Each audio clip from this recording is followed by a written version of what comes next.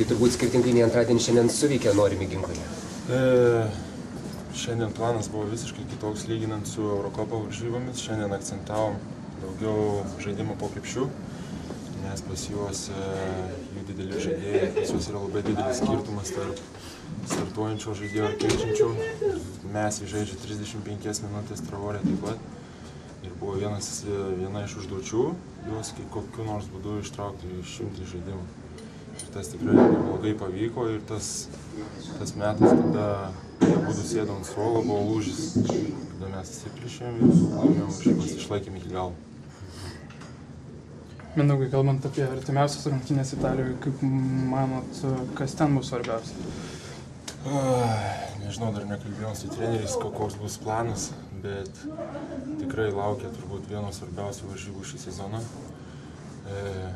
Kaip jau sakiau prieš tai, pas mus, kada žaidėm, jie buvo šiek tiek išretinti traumų, dabar žinau, kad visi žaidėjai yra grįžę.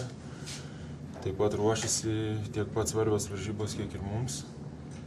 Turi namų sienų pranašumą.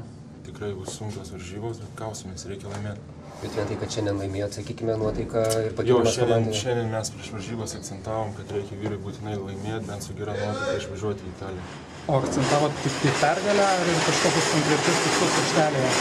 Kaip? Akcentavot tik tai pergalę ar ir kažkokius tikslus? Buvo planas varžybų visai kitoks, mes planą įvykdėm ir to pasiekoja pergalę.